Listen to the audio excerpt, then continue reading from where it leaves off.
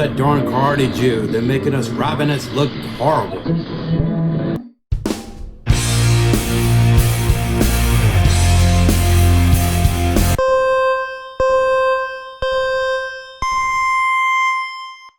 If you've enjoyed this program, please click like and subscribe.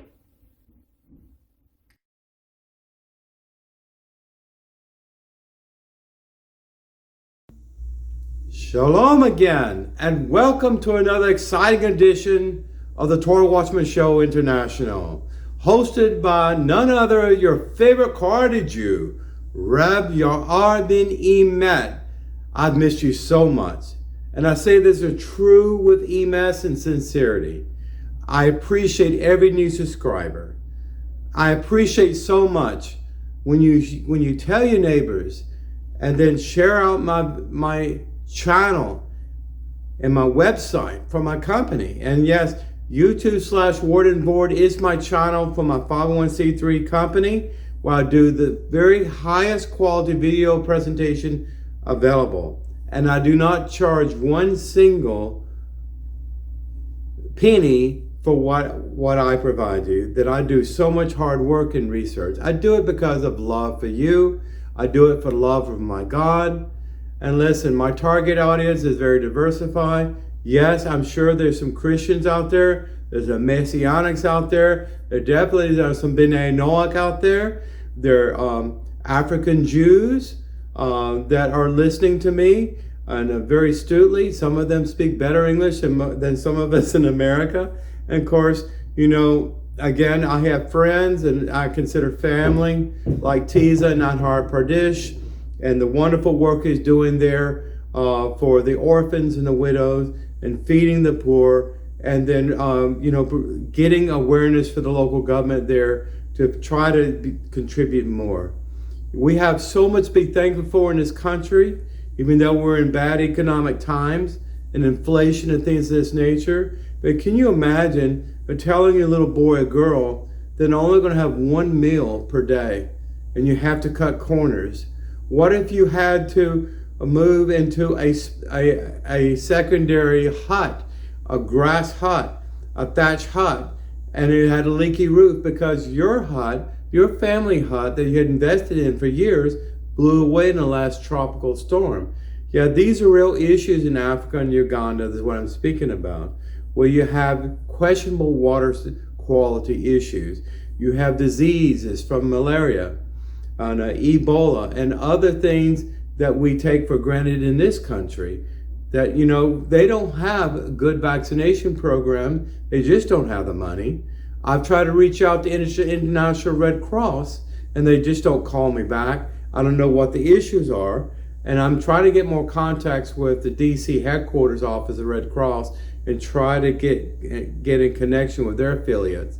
Anyway, I hope everyone is getting ready for Pesach holiday. It's coming up before you know it. It's the 15th of Nisan.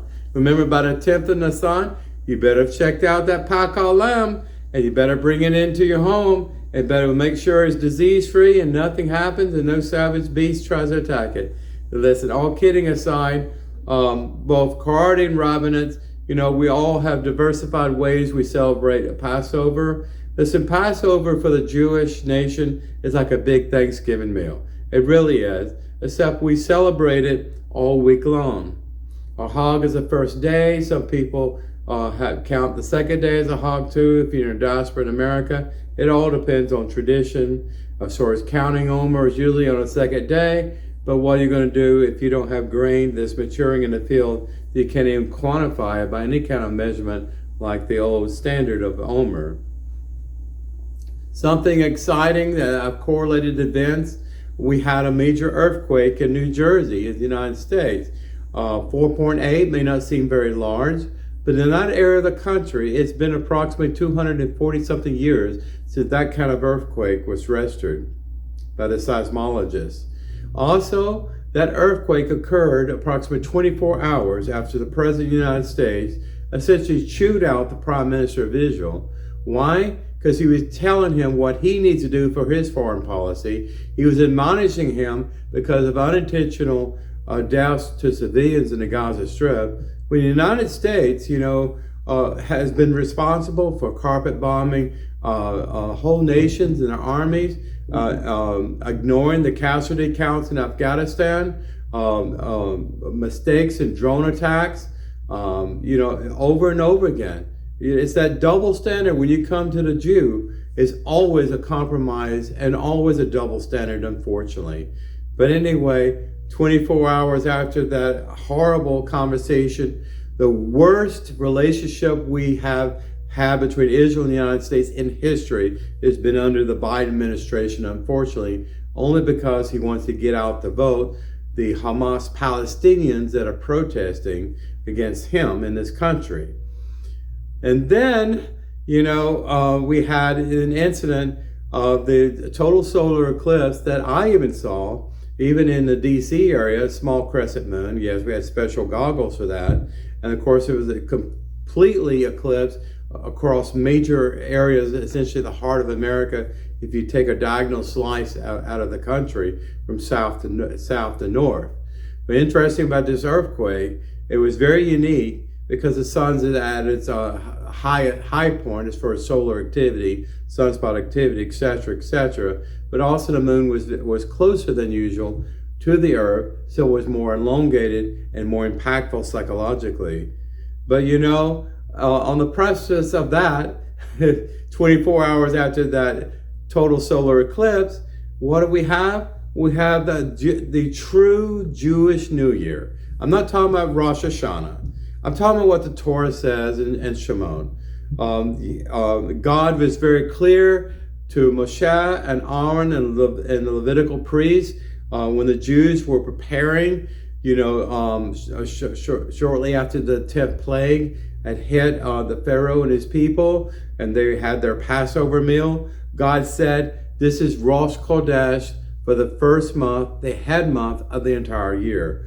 Why have rabbinates consistently ignored the so-called month in the sun? We don't have names for months in the Torah. We even Quarter Jews don't. We say month 1, month 2, month 3, and we have reference points to major Jewish holidays. We all celebrate our holidays a little bit different, and that's beautifully sweet because we come from different traditional and cultural backgrounds. Okay, since I got all that out of the way, yes. Today's Torah Watchman video is about Parshah Tazria. Tazria essentially means conceives. Now, this Parsha is unique in that it addresses a multi-stage kind of symptomology involving uncleanliness, okay? Human beings, we pride ourselves on being clean, and unless you're Tom Sawyer and Huckleberry Finn, you probably take a shower or a bath once a day.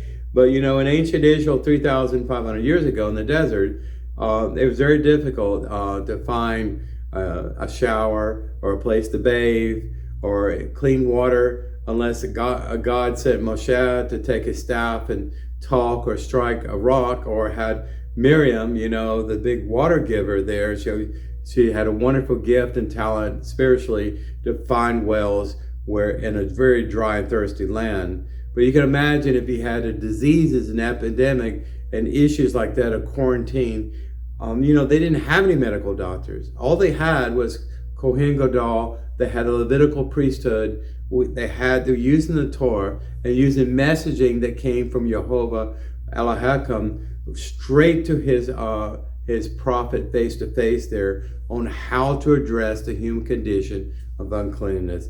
This is a huge and critical issue that every Jew around the world has taken for granted. The rabbinates have taken it for granted. They've done nothing as far as reconstituting a new temple on Temple Mount, Har HaBeit in Israel. They've done nothing to work with other Jews that are more righteous than them, in my opinion, like in Shechem, that are actually have a breeding stock of red heifer, that are pure red heifers, and that could actually, in theory, be sacrificed outside of Har HaBeit, for cleanliness rituals and things of that nature. All they would have to do is take samples of the blood of the Temple Mount and then face the people and do a priestly blessing and then pronounce God's cleanliness and forgiveness upon the sins of primarily unintentional sins of things of this nature. But we have colds, we have illnesses, we have bodily fluids and things that don't need hygiene issues in the third world countries, especially more horrific, like I was describing, areas in other places in the world, like in India, where it's overpopulated, and also in places in Africa, when they simply just do not have the critical resources that we take for granted in the United States. Okay, so our Sidra is based in the book of Vayikra or Leviticus, chapter 12, verse 1 through chapter 13, 59. It's a short and mini parsha in that this is usually conjoined with Mazorah as well and a non-leap year. So now, since it's a leap year, we have this Torah parsha separated from the other Torah parsha that is usually connected with a non-leap year in our Hebrew calendar. Okay? Again, Tazria means conceives, as a woman giving childbirth. Okay? And you can find that Hebrew word in the beginning of this parsha, Leviticus chapter 12, verse 2. Okay? This Parshah of Tazria continues the discussion of laws of tumah versus hadara, ritual impurity and purity. We talked about last parsha that even Levitical priests can make horrible mistakes to the point of losing your life by breaking the rules.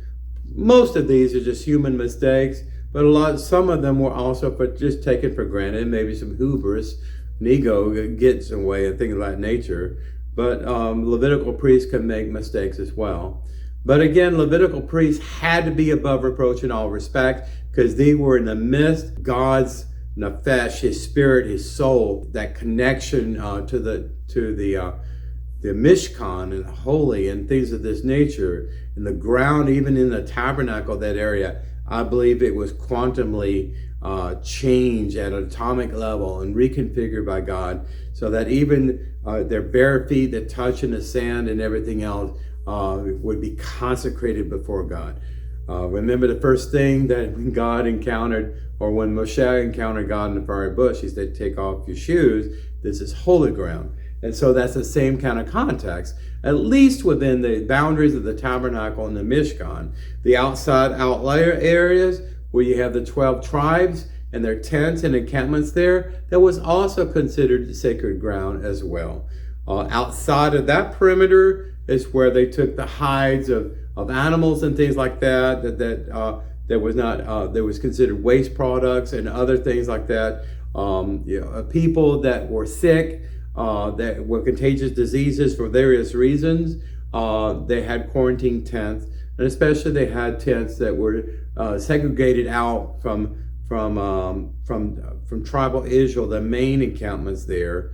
There was like a radius around the tabernacle, and the tabernacle was like a living, breathing heart for the entire soul of Israel. Women went out there when they had childbirth issues, menstrual cycles, and et cetera, et cetera. That's essentially what we're going to talk about.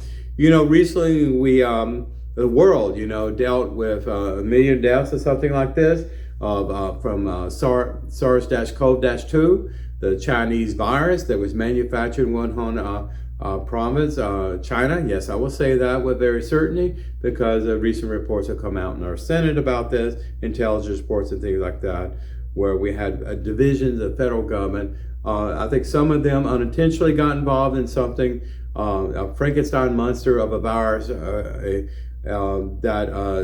got out of the laboratory, and they didn't have a way to vaccinate against it, and it spread like wildfire, because COVID was a very contagious disease. It's considered something minor today. Okay, so with all the health care and recommendations from the NIH and the FDA and the health departments and the World Health Organization and et cetera, around the world, as far as advice about masking, social distancing, which vaccine you should get, and which increment you should get, and the boosters and all this. Most of that information was an educated guess during that time, but we didn't have anything. We didn't have any contingency. We had no real way to triage it, other than the last major epidemic was 100 years ago with the Spanish flu. And most people instantly died from that, from lack of antibiotics and from bacteria pneumonia, from wearing dirty masks too long, and just from being quarantined in very close places where viruses thrive.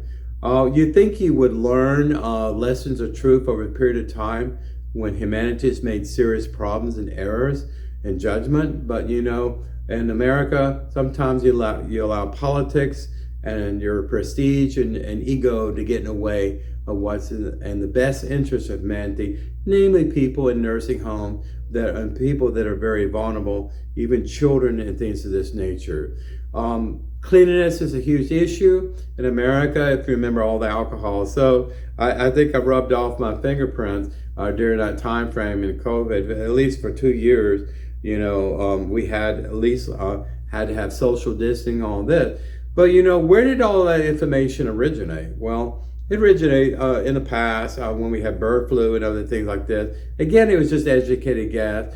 But you know, in the end, in the conclusion, this horrible manufactured virus from China, like social distancing, wearing any kind of mask, a cloth mask or something your grandmother gave you, material, other than the N95, K95, you know, medical masks, clinical masks that doctors are required to wear.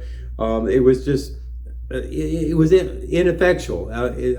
Social distancing was debunked and all these other things. But you know, the science behind the idea of quarantining and social distancing, covering yourself and preventing other people from touching you, this went back to 3,500 years ago. And we're going to talk a little bit about it in this parsha. So in chapter 12, I have a couple verses I want to throw out here. God was speaking to Moshe, of course. He says, "Speak to the children of Israel, saying, if a woman conceives and gives birth to a male, she shall be unclean for 7 days. And in the days of her menstrual flow, she shall be unclean." Okay? I don't need to get into the science of women's physiology and reproductive nature and everything else, but essentially, you know, women, you know, give childbirth, and biological women, you know, that they give childbirth, and today in the hospitals is controlled, and cleanliness is number one priority with that as far as bodily fluid after birth and things of this nature. Sometimes, you know, a woman can have a menstrual cycle where she bleeds literally more than once a month. Sometimes it's more unstable than other women. Sometimes women have to take birth control pills just to control the bleeding, and some people have to have their uterus removed to control the bleeding. That you imagine what's going on today, and all the methodologies and medical science we have to control these things. You know, people have pads and other things to protect themselves. You know, we have the availability of soap, antibacterial, antiviral soap. You know, most people have access to a bathroom, but you know, not so in the desert, you know, in the valley of the Sinai Peninsula there, you know, in tribal Israel. You had the loving, beautiful grace of Jehovah Elohim overhead, you know, and that cloud of glory, that holy kabod above the Mishkan at all times, both day and night. The advice is given to people were very critical. Now, something I want to caveat here quickly, okay? It was an implication if the Jews followed the Ten Commandments, and if they followed to the humanly best ability the 613 mitzvot, as they knew it, knowledge is power, knowledge is truth.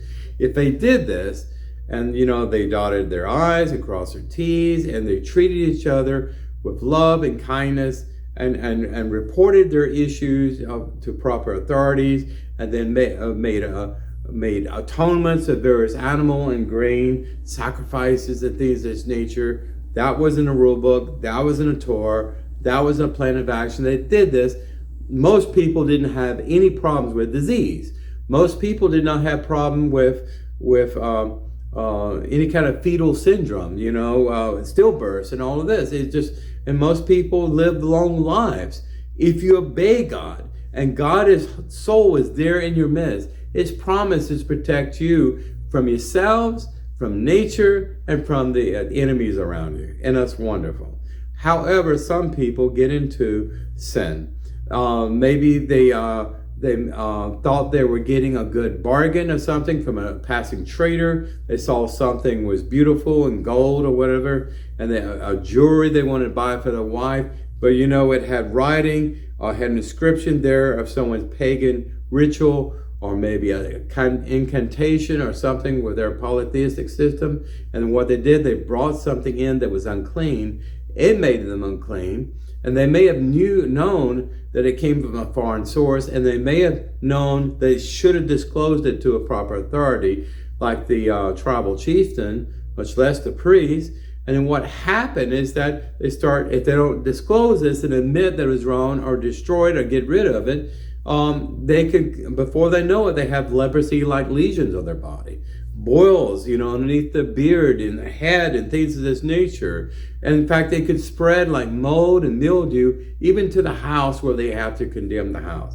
This is what I'm talking about. This is the context of this message today. It is interesting.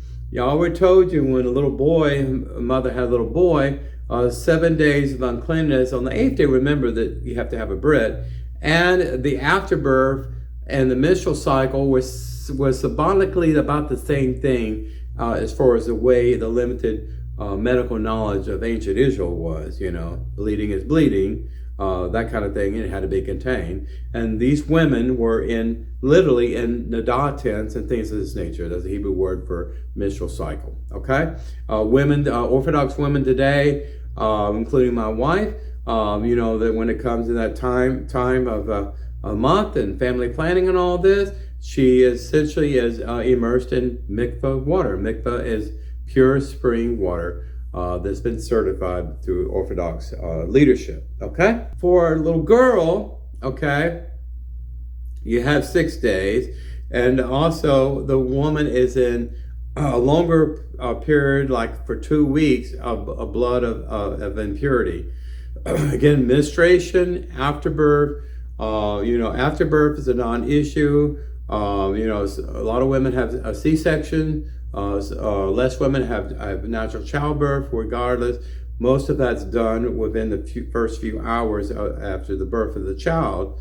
But in ancient Israel, it took longer. So the days and delay in which that mother and her child could rejoin the husband in tribal Israel was a little bit longer. Okay? There's a reason for all of this. In the first aliyah, these verses conjoin the first aliyah.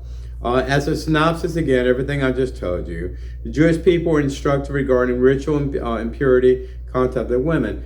A woman in nadah, if she touches someone by mistake, or someone touches them by mistake, whatever, even her husband can make them ceremonially unclean, and they would be unclean at least for 7 days. Okay, it would be monitored by a priest. If they don't do this, the rest of the people may not know what their personal relationships entail and their behavior issue. Well, the outside witness will be these boils and Tzaraat and other things of this nature, and it can be quite embarrassing. Okay, the mikvah, the temple worship, had to be contained to be pure and untouched and uncompromised. But all the interpersonal relationships, all the issues of being a human, being human is messy, right?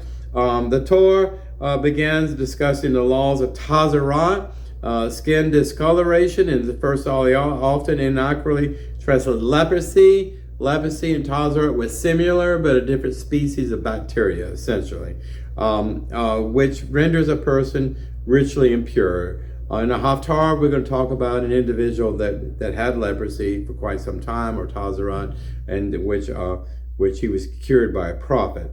This aliyah also discusses various forms of white skin discoloration. Sometimes you get a sunburn, sometimes you get dry skin, peeling skin. Sometimes people have problems with moles and warts and things of this nature. Okay, there's various Skin lesions, you think about, I'm going to show you in the image here. Example, I need to see a dermatologist about skin cancer. My father had an issue with skin cancer. Many people do, that they stay out in the sun too long, they're light complected like I am, that kind of thing. These are all those type of lesions of impurity, okay?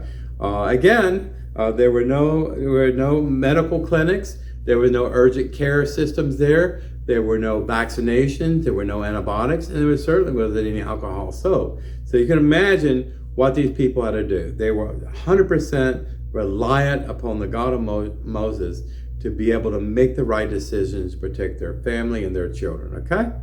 There was a close connection with the priest. They probably had a designated priest, Levitical priest, for every chieftain as a liaison representing their community of people, I would imagine. They were essentially the medical doctors, okay? If the discoloration is deemed suspicious, the priest will immediately declare individual impure. Sometimes the coloration and the way it looked and its appearance or whatever, and they know it's temporary. Why? Because they had many use cases. In many cases, and I've seen many things. Of course, everything is unique and every different depending on the person, okay? Chapter 13, verse 6 in the second aliyah, the kohen shall see him on the seventh day and the second time, okay? Every 7-day interval, there was an inspection by the kohen priest, okay?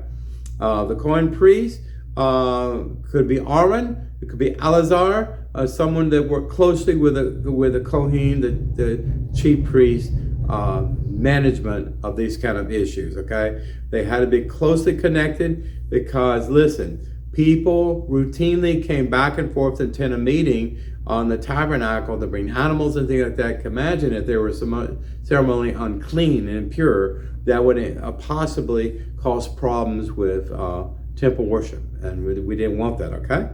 Okay? And it's the whole reason why God had these laws and rules here. There is a word called mispakah,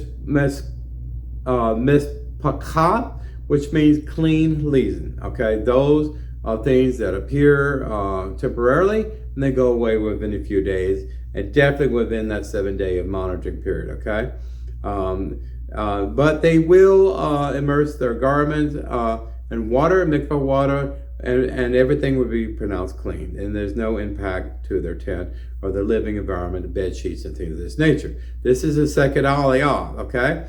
Now, there is a mandatory quarantine period there, the 7 days. If you had sexual relationships with your wife, you're ceremonially unclean with that too.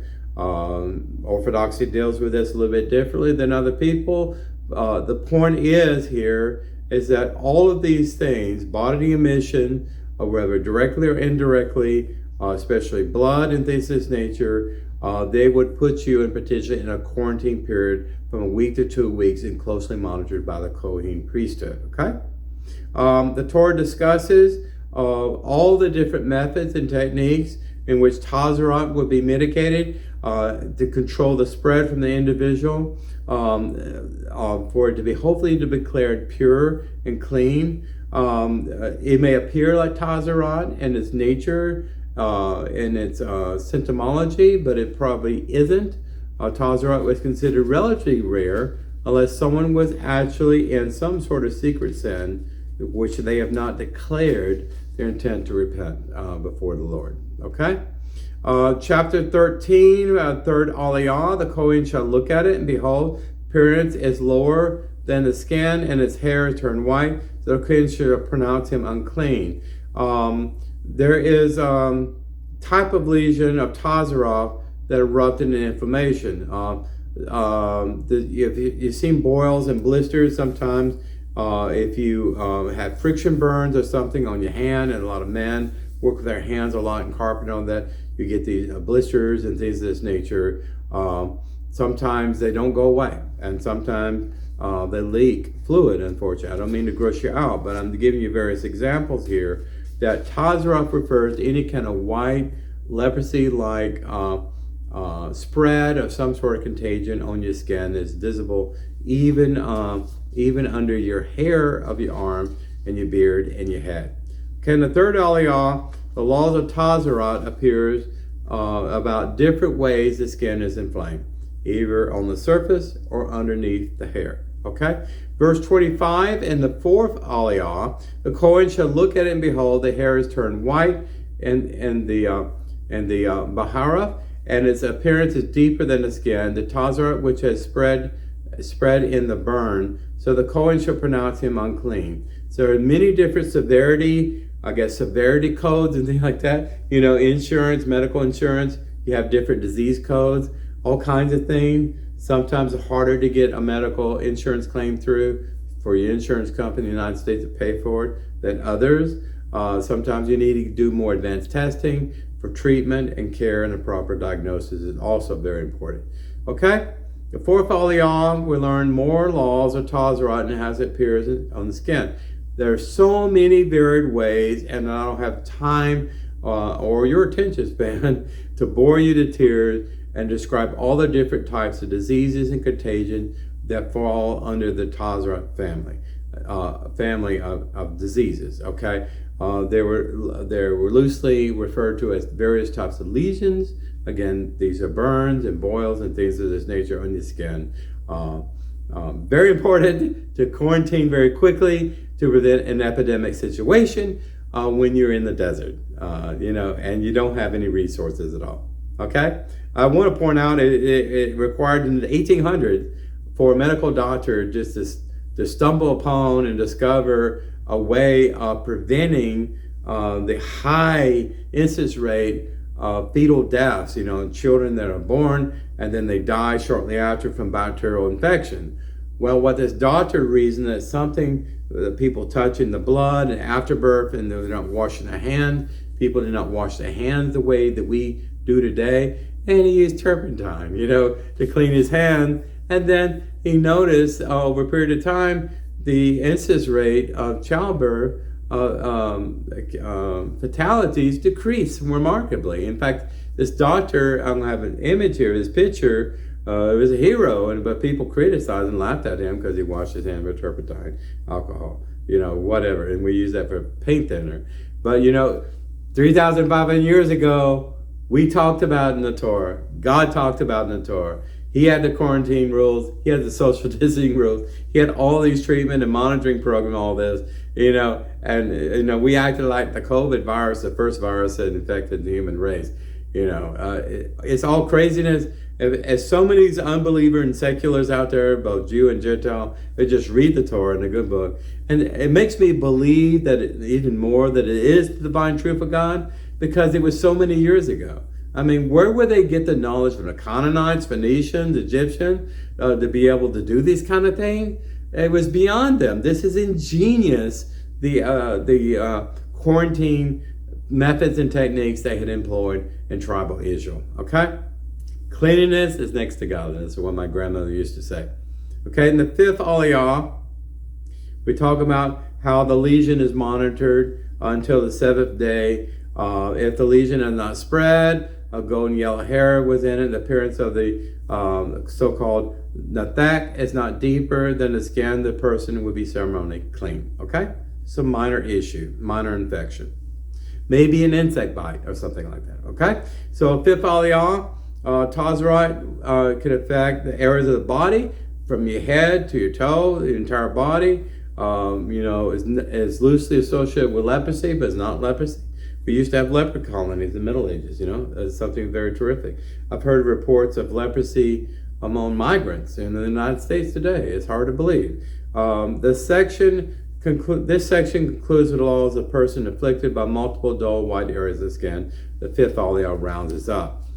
Chapter 13, moving into the sixth aliyah, verse 49, if the lesion on the garment, leather, yes, and the wool, the threads, the threads are different colors because of some sort of growth, or some mold, a mildew, a fungi kind of thing. This could spread into our house. I mean, I've heard stories in the military, old army barracks and things like nature.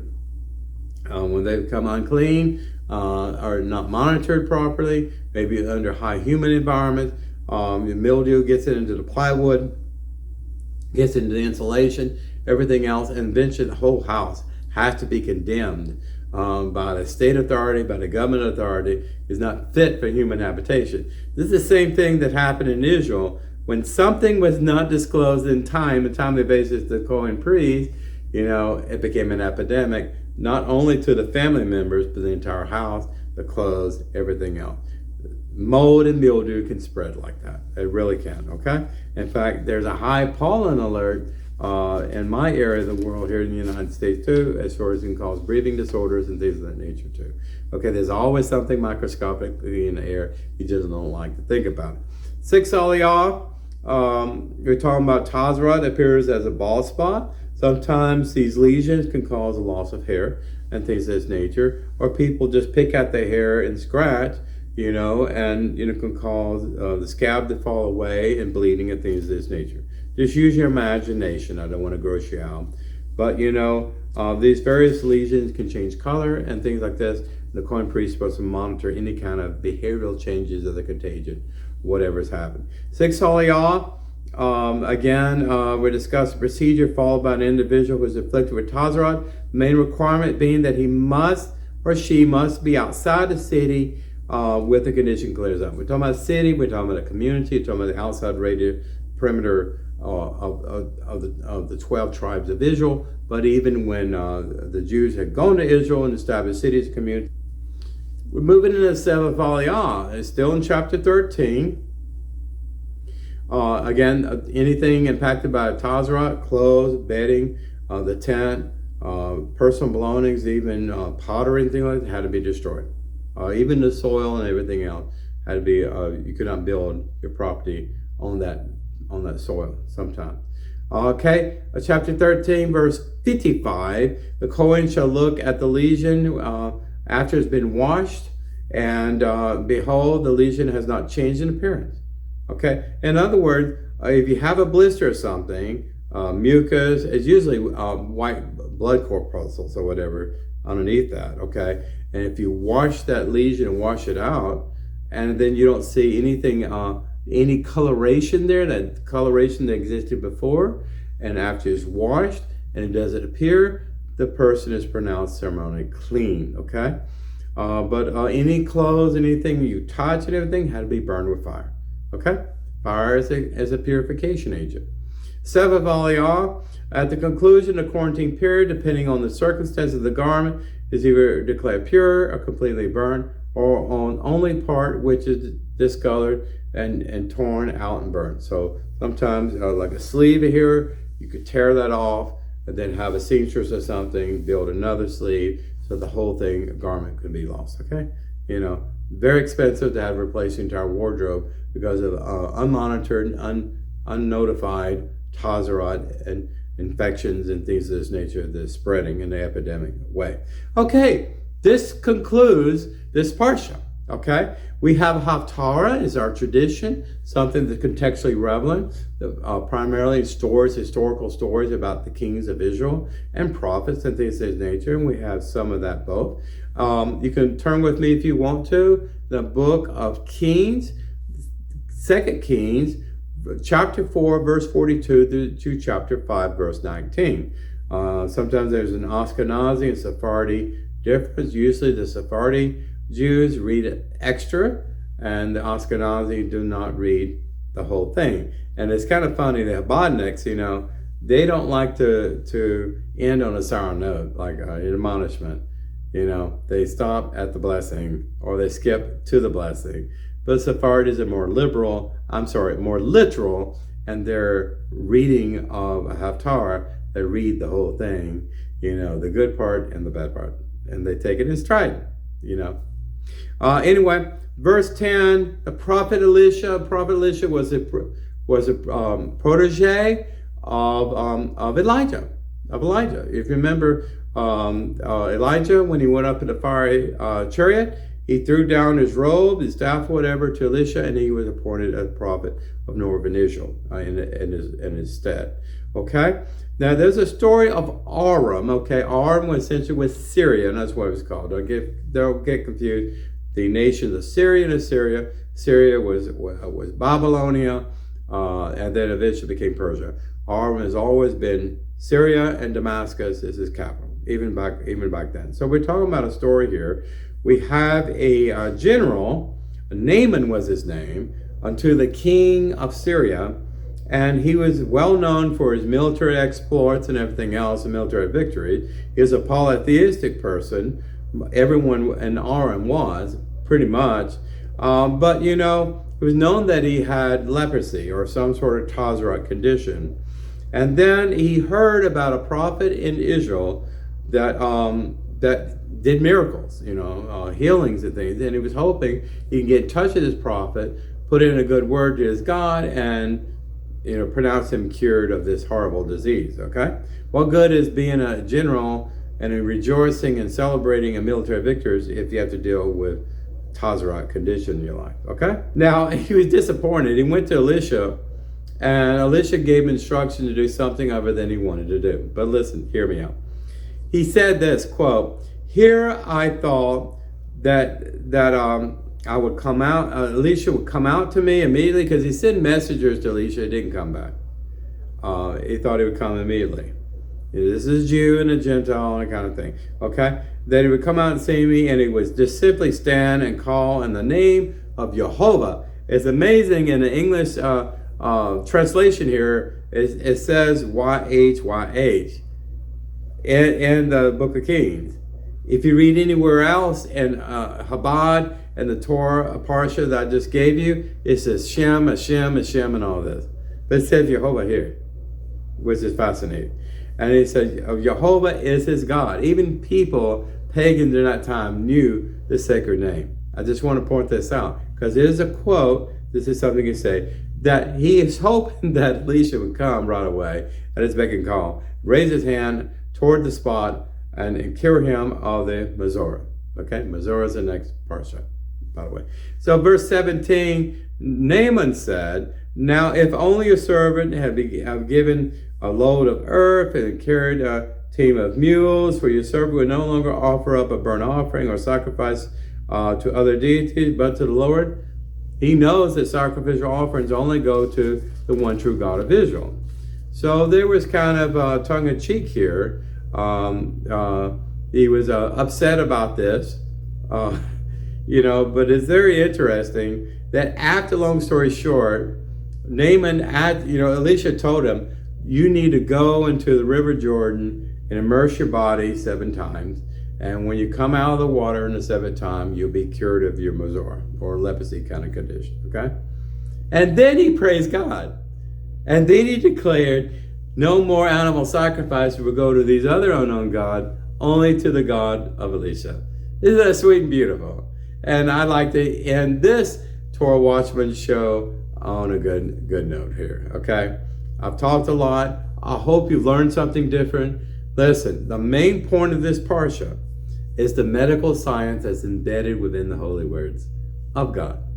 And if you question whether or not there is a divine creator, if you question or not that God, through his prophets, inspired these sacred, holy people, righteous people, to write these words and codify them in the Bible and the Tanakh as we know it today, if you question that, you know, look what the word said. We have dated a lot of these Torah parchments and things like that, going back thousands of years.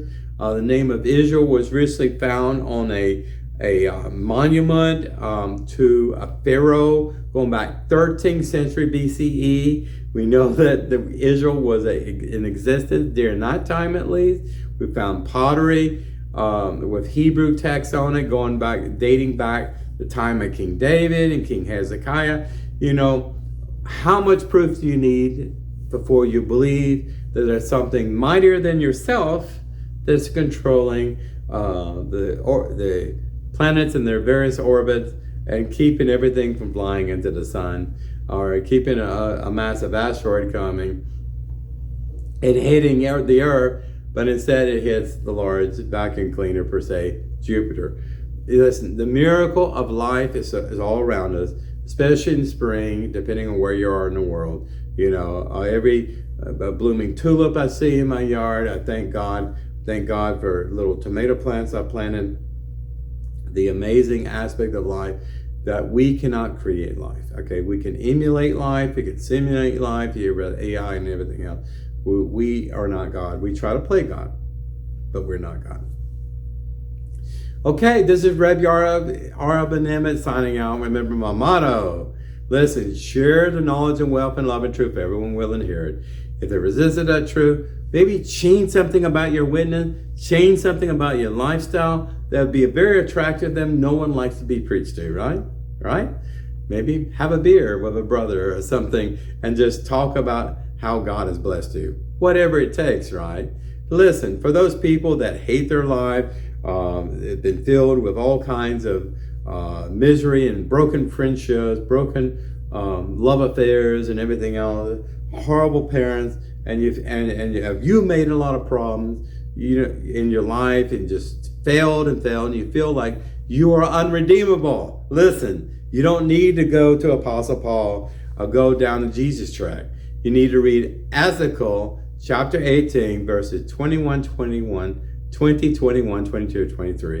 It essentially says, no matter what you've done in your life, if you are sincerely sorry and repent, get your face on the ground, repent, and say, I will make this wrong right with the person I have offended. I swore I would pay back a loan.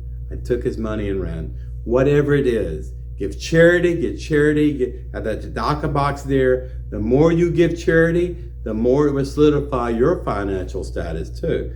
You may have the IRS and federal government stealing every penny that you make. Inflation takes a rest, but God guarantees you that you have a stable financial stocks and budget and everything else, and be able to buy things and do things for your family, take care of it. If you take care of other people too. If you give tithes and offerings to your worship center, your synagogue, if you can find a rabbi that's deserving of that, whatever. Listen, Rabbi ben-Emmett will never steer you wrong. I will shoot from the hip and give you nothing but the Emmett truth. I am the white elephant in the room.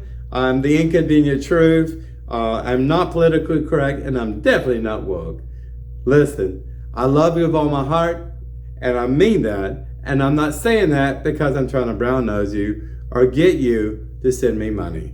I am a 501c3 company. If you are an American, you may be interested. If you have a heart for giving charity to other countries, other people, I'm a trusted resource for that because I'm registered with my state and the federal government. Now listen, I don't get paid for giving these videos. What I get is a smile on my face when I'm knowing I've done the right thing in the Lord my God. So take care until the next time, until you are saying, I miss that Rabbi ben-Emmett. I wish I could hear his wonderful words of truth and blessing again. I will see you real soon. Take care and shalom aleichem. And happy Passover if I don't see you again.